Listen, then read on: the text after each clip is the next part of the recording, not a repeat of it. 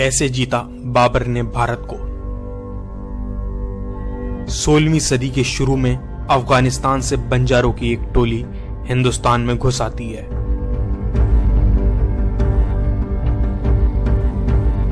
ये वो टोली है जो आगे चल के मुगल साम्राज्य की नींव का पत्थर रखेगी और एक ऐसा साम्राज्य खड़ा कर देगी जो 40 लाख स्क्वायर किलोमीटर में फैला होगा। भारत के इतिहास में मौर्य साम्राज्य के बाद ये दूसरा साम्राज्य होगा जिसकी सीमाएं इतनी दूर दूर तक फैली होंगी। ये बंजारे कोई और नहीं, दरअसल चंगेज खान के ही खानदान के हैं और ये जिन हथियारों के साथ आए हैं उनकी मदद से वो हिंदुस्तान में कोहराम मचाने वाले थे। उनके हथियार बहुत हाई टेक्नोलॉजी के थे। उनके पास दुनिया के सबसे बेहतर तीर कमान थे। उन्होंने अपने हाथियों को स्पेशल ट्रेनिंग देके जंग के लिए तैयार किया था। उनके पास जो बंदूकें थीं वो बहुत एडवांस की थीं और उनकी तलवारें दुनिया के सबसे अच्छे स्टील से बनी हुई थीं। हिंदुस्तान के राजाओं के पास जो भी धन दौलत है ये उन सबको हथियाने वाले थे। 16वीं शताब्दी में हिंदुस्तान की आबादी तकरीबन 14 करोड़ थी और दुनिया की अर्थव्यवस्था का लगभग 1/4 हिस्सा हिंदुस्तान के पास था। ये वो समय है जब दुनिया के सबसे ज्यादा हीरे जवाहरात की खदानें हिंदुस्तान में हैं। हिंदुस्तान के मसाले इस वक्त पूरे यूरोप में खाए जा रहे थे और यहाँ का रेशम हर यूरोपियन की पहली पसंद था। चंगेज खान के ये वारिस सेंट्रल एशिया से आए थे। बंजारों की इस टोली का मुखिया था बाबर। बाबर एक बहुत खतरनाक योद्धा था जो अपने अतीत में अपने ही रिश्तेदारों से धोखा खा चुका था। वो एक शातिर इंसान के साथ साथ एक सूझबूझ वाला आदमी भी था। उसकी निगाहें हिंदुस्तान पे बहुत पहले से थीं। बस थी तो उसे एक मौके की तलाश और ये मौका मिला उसे 1524 में। हिंदुस्तान में इस वक्त इब्राहिम लोदी की हुकूमत है, लेकिन इब्राहिम लोदी का ही एक गवर्नर जिसका नाम दौलत खान लोदी है उसके ही खिलाफ हो गया है और यही दौलत खान लोदी वो आदमी है जो अब बाबर को हिंदुस्तान बुलाने वाला है।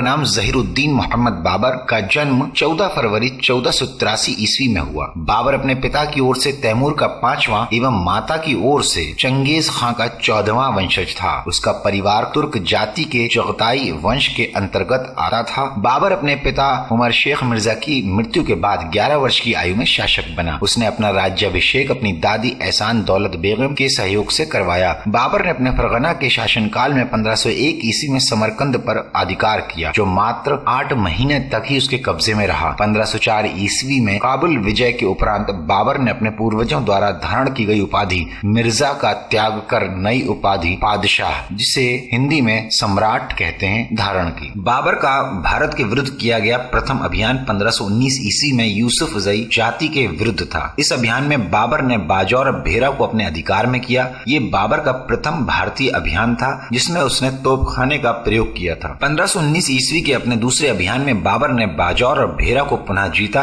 साथ ही सियालकोट एवं सैयदपुर को भी अपने अधिकार में कर लिया। 1524 ईस्वी के चौथे अभियान के अंतर्गत इब्राहिम लोदी एवं दौलत खान लोदी के मध्य मतभेद हो जाने के कारण दौलत खान, जो उस समय लाहौर का गवर्नर था, उसने पुत्र दिलावर खां एवं आलम खां को बाबर को भारत पर आक्रमण करने के लिए आमंत्रित करने के लिए भेजा। संभवतः इसी समय राणा सांगा ने भी बाबर को भारत पर आक्रमण करने के लिए निमंत्रण भेजा था। बाबर को भारत पर आक्रमण करने के लिए आमंत्रित करने के पीछे संभवतः कुछ कारण इस प्रकार थे। पहला, दौलत खां पंजाब में अपना स्वतंत्र अस्तित्व बनाए रखना चाहता था। दूसरा, आलम खां किसी भी तरह से दिल्ली के सिंहासन पर अपना अधिकार करना चाहता था। तीसरा, राणा सांगा संभवतः बाबर के द्वारा अफगानों की शक्ति को नष्ट करवाकर स्वयं दिल्ली के सिंहासन को प्राप्त करना चाहता था। अपने चौथे अभियान 1524 ईस्वी में बाबर ने लाहौर एवं दीपालपुर पर अधिकार कर लिया। नवंबर 1526 ईस्वी में बाबर द्वारा किए गए 5वें अभियान में, जिसमें बदख्शां की सैनिक टुकड़ी के साथ बाबर का पुत्र हुमायूं भी आ गया था, उसने सर्वप्रथम दौलत खां को समर्पण के लिए विवश किया और बाद में उसे बंदी बना लिया गया। शीघ्र ही आलम खां ने भी आत्मसमर्पण कर दिया इस तरह पूरा पंजाब बाबर के कब्जे में आ गया। इस समय इब्राहिम लोदी दिल्ली का सुल्तान था और दौलत खान लोदी पंजाब का राज्यपाल। दौलत खान लोदी इब्राहिम लोदी से नाराज था। उसने दिल्ली सल्तनत से विरोध कर बाबर को अपनी मदद के लिए काबुल से बुलवाया। बाबर खुद भी भारत पर हमला करना चाह रहा था। वह दौलत खान लोदी के आमंत्रण पर भारत पर आक्रमण करने की तैयारी करने लगा। उस समय तुर्क अफगान भारत पर आक्रमण लूट से मालामाल होने के लिए करते रहते थे। बाबर एक बहुत बड़ी सेना लेकर पंजाब की ओर चल दिया। ये युद्ध संभवतः बाबर की महत्वाकांक्षी योजनाओं की अभिव्यक्ति थी।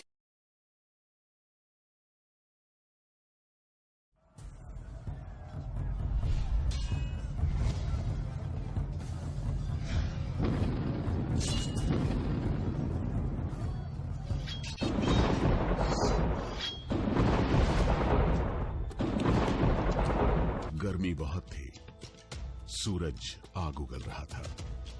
दिन 21 अप्रैल। दिल्ली से तकरीबन 90 किलोमीटर दूर शहर पानीपत में भारत का भविष्य हमेशा के लिए बदलने वाला था। उस दिन जो हुआ वो अगर नहीं हुआ होता तो दिल्ली का लाल किला नहीं होता, आगरे का ताजमहल नहीं होता। कुल मिलाकर आज जो भारत है उसकी शक्ल कुछ और होती, तहजीब कुछ अलग होती।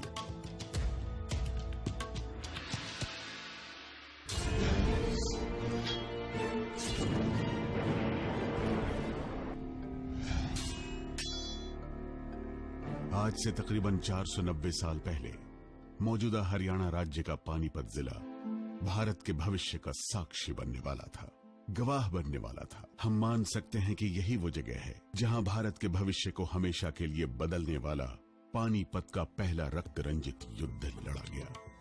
दिन 21 अप्रैल 1526। इस दिन जो हुआ उसे ही पानीपत की पहली लड़ाई कहते हैं।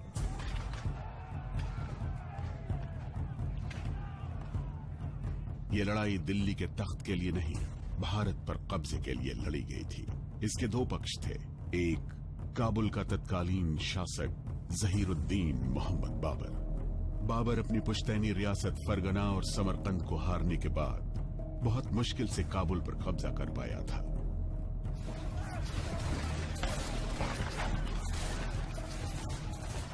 जो मुगल थे, जिनको पर्शियन में, फारसी में मंगोल्स को मुगल कहते हैं, मुगलों में जो अलग अलग मुख्तलिफ डायनेस्टीज थी, अलग अलग पावर सेंटर्स थे, उनमें पावर स्ट्रगल चल रही थी और बाबर भी एक मुगल प्रिंस था।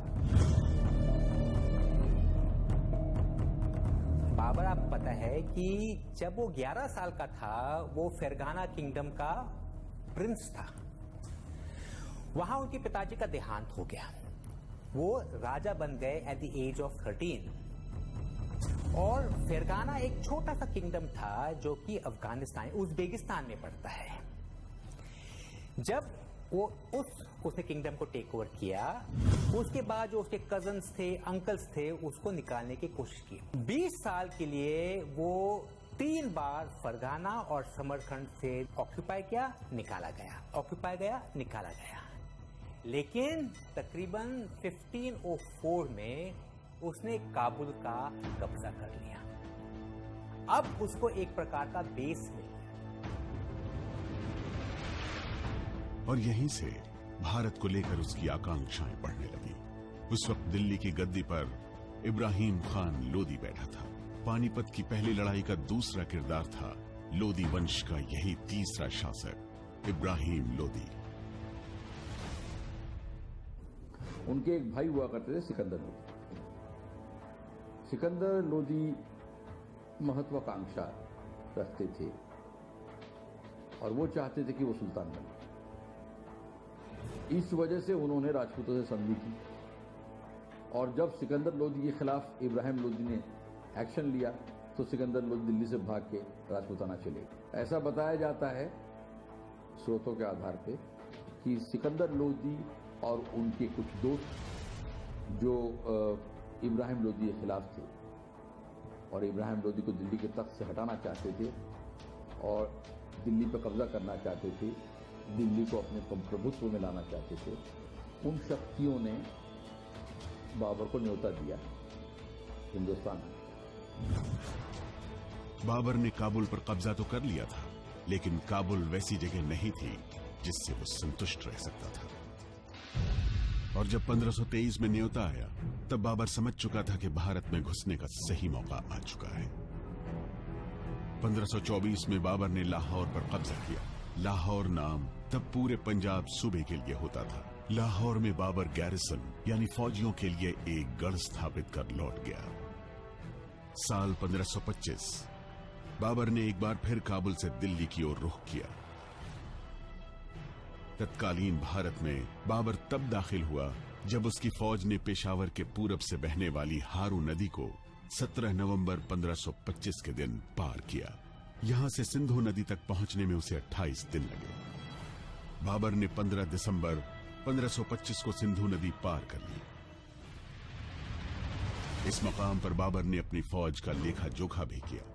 उसने लिखा है, अच्छे बुरे सब मिलाकर मेरे पास 12,000 की फौज है। बाबर की ये फौज बिना मुश्किल के भारत में बढ़ती जा रही थी। सुल्तान इब्राहिम लोदी के खिलाफ बाबर आगे बढ़ता रहा।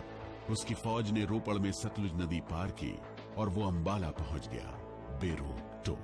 बाबर की फौज छोटी थी, लेकिन नेतृत्व अलग किस्म का था। तकनीक और कौशल अलग दर्जे का था।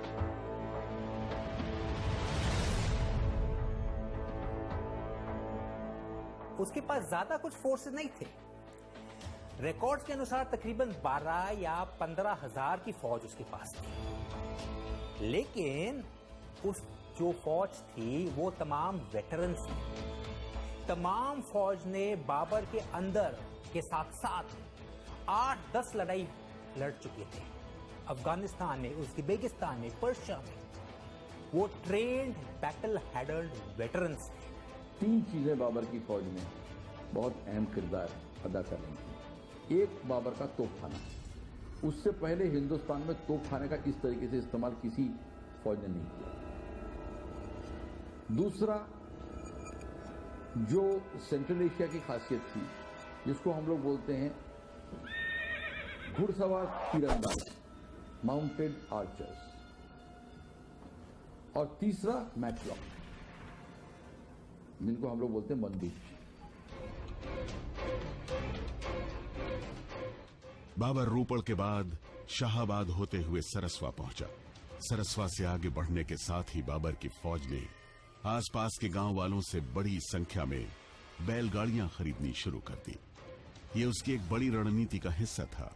बहरहाल सरस्वा से बाबर आगे दक्षिण की तरफ बढ़ा और पहुंच गया पानीपत। 1 अप्रैल 1526 को बाबर पंजाब को पार करते हुए यहाँ पानीपत में उत्तर की तरफ गंदा नाला है, वहीं एक बाबरपुर गांव आज भी स्थित है, वहाँ उन्होंने अपनी छावनी बनाई। और बाबर के पास उड़ती उड़ती ये भी खबर आई कि इब्राहिम लोदी के पास तकरीबन 1 लाख फौज है, घुड़सैनिक हैं अच्छे और हाथ सवार हैं। और बाबर ने अपने सिपह सलारों से और दूसरे साथियों से मंत्रणा की और फिर ये तय पाया कि बाबर इब्राहिम लोदी का मुकाबला यहीं पानीपत के मैदान में करेंगे। पानीपत में ही भारत के भविष्य का फैसला होने जा रहा था। बाबर की फौज में अब तकरीबन 20 से 25,000 फौजी थे, लेकिन पानीपत में जो हालात थे वो बाबर के खिलाफ थे। मैदानी इलाकों में ज्यादा सेना चाहिए, जो बाबर के पास नहीं थी, जबकि इब्राहिम लोदी के पास तो उससे 4-5 गुना ज्यादा सेना थी। जब वो दिल्ली सल्तनत की फौजों को देखते हैं, उनकी साइज देखते हैं, उनके इक्विपमेंट को देखते हैं, तो बाबर की फौज तो बड़ा सिंपल ओपिनियन रखती है, वापस चलते हैं, ये लड़ाई करने में कोई मतलब नहीं है, जितना घूमना तक घूम लिए, अब वापस जाना चाहिए। Babur is the one who says कि नहीं, अभी रुक के थोड़ा सा और एक्सपेरिमेंट करते हैं, शायद अपन सक्सीड कर जाए। बाबर और उसकी टीम ने बहुत ही सोच समझकर यहाँ मोर्चा लगाया। ये रक्षात्मक मोर्चा था, यानी वो दुश्मन को अपने करीब आने देते थे और उसके बाद वो काउंटर अटैक करते थे। उसने इस तरह से योजना बनाई कि एक तरफ पानीपत कस्बे की दीवार थी, दूसरी तरफ यमुना नदी थी, और इसके बीच में उन्होंने एक बड़ा सा ट्रेंच बना दिया।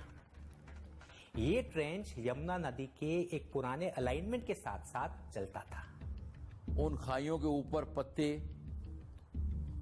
टहनियां, ये सब बिछा दी गई। दूर से पता ही नहीं चलता था कि 20-20, 25-25 फुट का गड्ढा है, और उसमें उन्होंने वो आबातीज लगा दी। टहनियों को नोकीला बना करके, लकड़ी के टुकड़ों को नोकीला बना के जगह जगह पे लगा दिया जाता। एक तरफ पानीपत कस्बे की दीवार थी, दूसरी तरफ यमुना नदी थी, और बाबर ने 700 बैलगाड़ियों का एक पूरा का पूरा, एक कहना चाहिए कि पूरी एक रेलगाड़ी सी बनाई, और बीच में जगह जगह थोड़े थोड़े रास्ते बनाए। हरेक के बीच में लेदर या रॉहाइड का कनेक्शन था, ताकि दुश्मनों से क्रॉस नहीं कर सकता था। तकरीबन 4 या 10 फुट 10 गज का फासला था हर एक पैर में। इस गैप में उनके आर्चर्स और बंदूकची फायर करते थे। हर 200-250 मीटर की दूरी पर एक बड़ा सा गैप था, तकरीबन 8 या 10 मीटर का। इस गैप में से जो उनके बड़ी आर्टिलरी थे, जो उनके कजान थे, जबान थे और उनके घोड़सवार थे, वो उसे इस्तेमाल कर सकते थे। इस डिफेंसिव पोजीशन में उन लोग इंतजार कर रहे थे, और दोनों साइड चाहते थे कि दूसरा उसे पहले अटैक करे। शहर को, पानीपत शहर को अपना एक फ्लैंक बनाया, तो जाहिर था कि शहर के थ्रू कोई मेजर अटैक नहीं हो सकता था। दूसरी तरफ अपनी फौज खड़ी की, फौज को विंग्स में रखा, राइट, लेफ्ट, सेंटर। सबसे आगे था करावल, जो कि स्काउट्स थे। उनका काम था दुश्मन के बारे में खबर बताते रहिए, उनके एडवांस के बारे में बता रहे थे। उनके पीछे थे डिलेइंग ट्रूप्स या हरावल। उनका काम होता था कि जो दुश्मन आए उनको हमारी तरफ खींच ले, उनको डिले करते रहे, उनके ऊपर कैजुअलिटी डालते रहे। और पीछे उनकी मेन पोजीशंस थे। बीच में था कुल, जहां बाबर खुद इंतजार कर रहा था। कुल के दाहिने ओर बरंगार था, जो कि बाबर का बेटा हुमायूं खुद लीड कर रहा था। उसके बाएं ओर उसका लेफ्ट फ्लैंक था या जरंगार, जो कि उनका सबसे खास जनरल मोहम्मद मिर्जा लीड कर रहा था। पीछे थे उनके रिजर्व्स, जो कि इल्तमिश थे, जिसे कहते थे हेवी कैवलरी। उनका मकसद था कि आयरन मोमेंट पर अटैक करके लड़ाई का रुख बदल दे। इब्राहिम लोदी जब पानीपत की तरफ बढ़ रहे थे, तो बाबर के स्काउट्स बराबर बाबर को खबर दे रहे थे कि ये फौज किस तरह से आ रही है। एक बड़ी विशाल भीड़नुमा फौज, बहुत सारे हाथी, कुछ भारी बंदूकें, धीरे धीरे चलते हुए वो आ रहे थे। इब्राहिम लोदी के जो ट्रूप्स आए थे, 20,000 उसके थे, 5,000 दूसरे के थे, 3,000 दूसरे के थे। कभी इकट्ठा ट्रेनिंग की नहीं थी, कोई डिसिप्लिन नहीं था। वो तो एक मेला था, एक आर्मी नहीं थी। बहरहाल 12 अप्रैल 1526 तक काबुल से चली बाबर की सेना और इब्राहिम लोदी की सेना पानीपत में खेमाबंदी कर चुकी थी। ये साफ हो चुका था कि भारत के भविष्य का फैसला अब पानीपत में ही होगा। बाबर जल्दी में था, भारत में फिलहाल वो हमलावर था। दूसरी तरफ इब्राहिम लोदी खेमा लगाकर इंतजार कर रहा था। थक हार कर आखिरकार बाबर को पहल करनी पड़ी। 19 अप्रैल को बाबर ने इब्राहिम लोदी के कैंप पर एक बहुत बड़ा रेड लॉन्च किया। तकरीबन 4,000 लोग उस रेड में शामिल थे। लेकिन ये रेड गलत हुआ। जो पार्टी जाने थे अपना रास्ता चूक गए। जब तक कि वो इब्राहिम लोदी के कैंप के नजदीक पहुंच गए, दिन होने वाला था और अफगान सेंट्रीज ने उन्हें देख लिया, उनके ऊपर फायर डाला और ये रेडिंग पार्टी को विड्रॉ करना पड़ा, बहुत कैजुअलिटीज के साथ। वो वापस चले आए, लेकिन बाबर का मकसद पूरा हो गया, क्योंकि जब अफगान्स ने देखा कि हमने इतने बड़े फौज को इतने आसानी से हरा दिया, उनको लगा कि अब हम इसे भी हरा सकते हैं, और वो तैयार हो गए अटैक के लिए।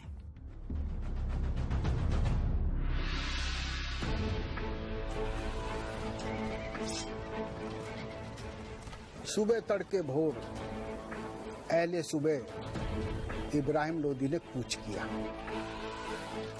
और उसकी योजना साफ थी कि जो आगे आए मार दो, और वो आगे बढ़ता चला गया। सामने उनके 300 वॉर एलिफेंट्स थे, पीछे उनकी मेन फौज थी। इब्राहिम लोदी के टैक्टिक्स तो बड़े आसान थे। वो चाहता था मैं एलिफेंट्स और फोर्स लेकर के ब्रेक कर लूं और उनको वहां खत्म कर दूं। बाबर के करावल दस्ते ने बाबर को सूचना दी कि इब्राहिम लोदी आगे बढ़ रहा है। सामने जो करावल थे उन्होंने हल्का सा डिले कर दिया, खबर पास करते रहे पीछे बाबर को कि अभी दुश्मन आ रहा है।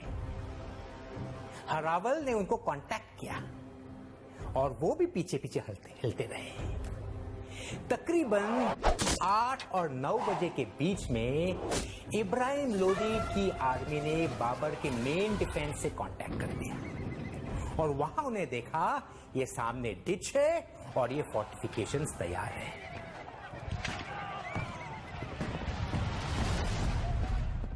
जैसे ही उस खंदक के पास पहुंचते थे, घोड़े और हाथी उसमें गिरने शुरू हो जाते थे। नीचे आबादियां लगी होती थी, तो नुकीली चीजें घोड़ों के पेट में घुस जाती थी। अब इससे कंफ्यूजन पैदा होता है।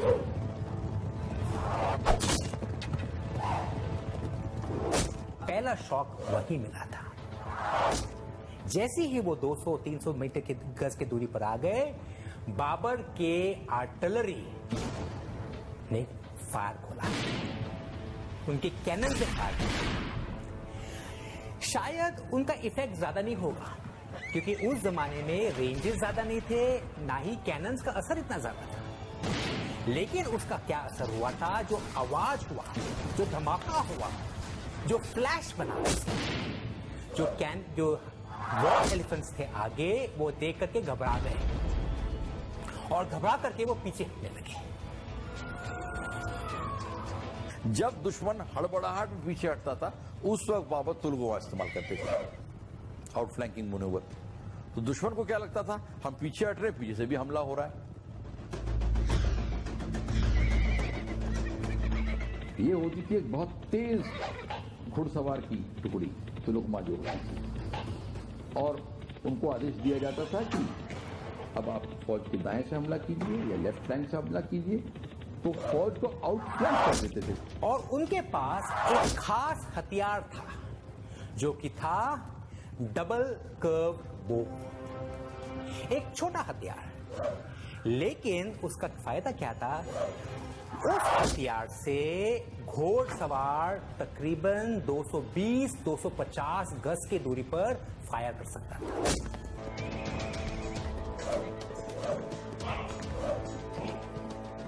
क्या हो रहा था उस बैटल ग्राउंड में, तकरीबन 2 या 3 किलोमीटर के एरिया में 50,000 लोग बंद हुए थे। राइट साइड से घोड़सवार आ रहे थे, आगे से आर्टिलरी फायर आ रहा था, पीछे जाने का कोई रास्ता ही नहीं है।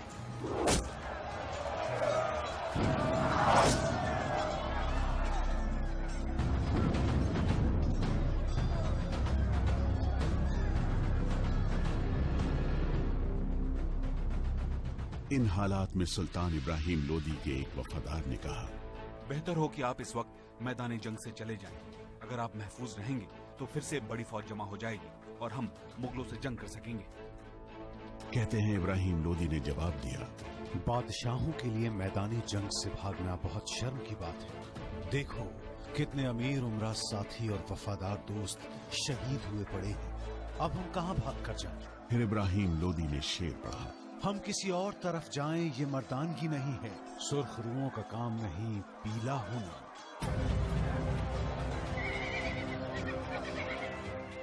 युद्ध भूमि में हालात ऐसे बने कि इब्राहिम लोदी ने अपने पिछले खेमे के आगे आने का इंतजार ही नहीं किया और 5000 घुड़सवारों के साथ मुगलों से भिड़ गया।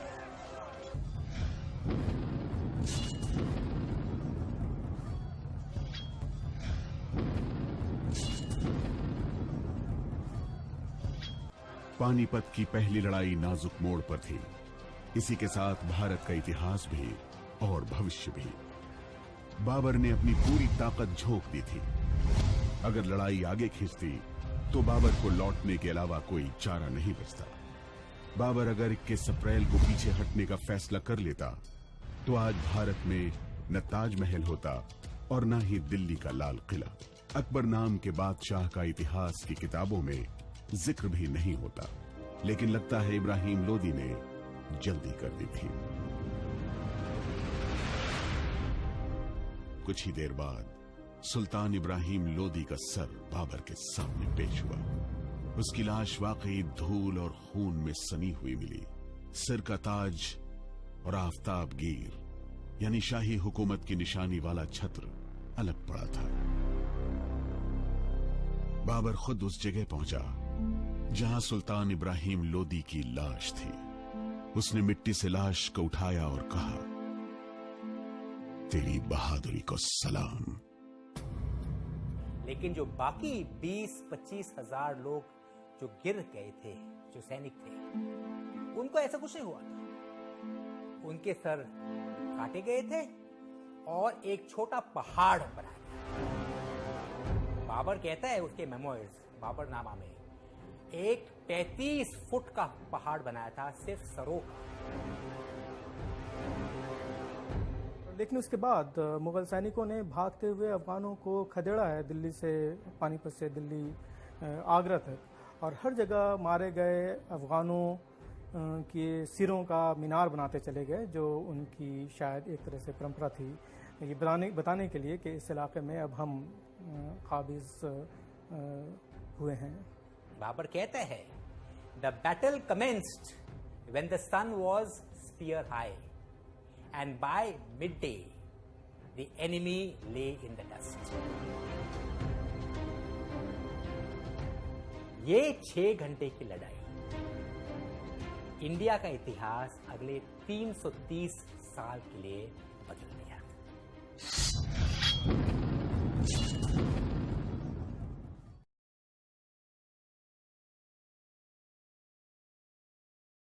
इस युद्ध में बाबर ने पहली बार प्रसिद्ध तुलगमा युद्ध नीति का प्रयोग किया।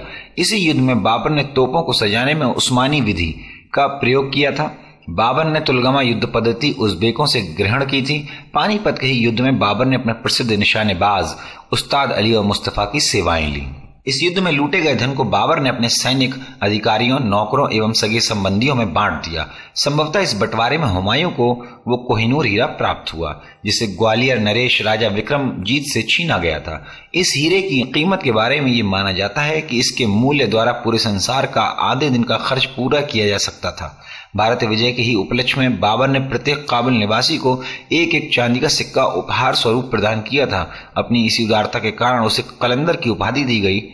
पानीपत विजय के बाद बाबर ने कहा, काबुल की गरीबी अब फिर हमारे लिए नहीं। पानीपत के युद्ध ने भारत के भाग्य का तो नहीं, किंतु लोदी वंश के भाग का निर्णय अवश्य कर दिया। अफगानों की शक्ति समाप्त नहीं हुई, लेकिन दुर्बल अवश्य हो गई। युद्ध के पश्चात दिल्ली तथा आगरा पर ही नहीं, बल्कि धीरे धीरे लोदी साम्राज्य के समस्त भागों पर भी बाबर ने अधिकार कर लिया। 17 मार्च 1527 ईस्वी में खानवा का युद्ध बाबर और राणा सांगा के बीच लड़ा गया। इस युद्ध के कारणों के विषय में इतिहासकारों के अनेक मत हैं। पहला, चूंकि पानीपत के युद्ध में पूर्व बाबर एवं राणा सांगा में हुए समझौते के तहत इब्राहिम लोदी खिलाफ सांगा को बाबर के सैन्य अभियान में सहायता करनी थी, जिसमें राणा सांगा बाद में मुकर गए। दूसरा, सांगा बाबर को दिल्ली का बादशाह नहीं मानता था। इन दोनों कारणों से अलग कुछ इतिहासकारों का मानना है कि ये युद्ध बाबर एवं राणा सांगा की महत्वाकांक्षी योजनाओं का परिणाम था। बाबर संपूर्ण भारत को रौंदना चाहता था तथा राणा सांगा तुर्क अफगान राज्य के खंडरों के अवशेष पर एक हिंदू राज्य की स्थापना करना चाहता था। परिणाम स्वरूप दोनों सेनाओं के मध्य 17 मार्च 1527 ईस्वी को युद्ध आरंभ हुआ। इस युद्ध में राणा सांगा का साथ मारवाड़, अंबर, ग्वालियर, अजमेर, हसन खां मेवाती, बसीन चंदेरी एवं इब्राहिम लोदी का भाई महमूद लोदी दे रहे थे। इस युद्ध में राणा सांगा के संयुक्त मोर्चे की खबर से बाबर के सैनिकों का मनोबल गिरने लगा। बाबर ने अपने सैनिकों के उत्साह को बढ़ाने के लिए शराब पीने और बेचने पर प्रतिबंध की घोषणा कर शराब के सभी पात्रों को तोड़वा कर शराब न पीने की कसम ली। उसने मुसलमानों से तमगा कर न लेने की घोषणा की। तमगा एक प्रकार का व्यापारिक कर था जिसे राज्य द्वार लगाया जाता था। इस तरह खानवा के युद्ध में भी पानीपत युद्ध की रणनीति का उपयोग करते हुए बाबर ने राणा सांगा के विरुद्ध एक सफल युद्ध की रणनीति तय की। संभवतः बाबर कुषाणों के बाद ऐसा पहला शासक था जिसने काबुल एवं कंधार को अपने पूर्ण नियंत्रण में रखा। उसने भारत में अफगान एवं राजपूत शक्ति को समाप्त कर मुगल साम्राज्य की स्थापना की, जो लगभग 250 वर्षों तक जीवित रहा। बाबर ने भारत पर आक्रमण कर एक नई युद्ध नीति का प्रचलन किया। बाबर ने सड़कों की माप के लिए गज़े बाबरी का प्रयोग का आरंभ किया था। बाबर केवल 4 वर्ष तक भारत पर राज्य कर सका। लगभग 48 वर्ष की आयु में 16 दिसंबर 1530 ईस्वी को बाबर की आगरा में मृत्यु हो गई। प्रारंभ में उसके शव को आगरा के आराम बाग में रखा गया, पर अंतिम रूप से बाबर की अंतिम इच्छा अनुसार उसका शव काबुल ले जाकर दफनाया गया, जहाँ उसका मकबरा बना हुआ है। उसके बाद उसका ज्येष्ठ पुत्र हुमायूं मुगल बादशाह बना। दोस्तों, अगर आपको हमारा ये वीडियो पसंद आया हो तो लाइक कीजिए, कमेंट कीजिए और ज्यादा से ज्यादा शेयर कीजिए। और अगर आपने हमारा चैनल अभी तक सब्सक्राइब नहीं किया तो सब्सक्राइब कीजिए। आपका धन्यवाद।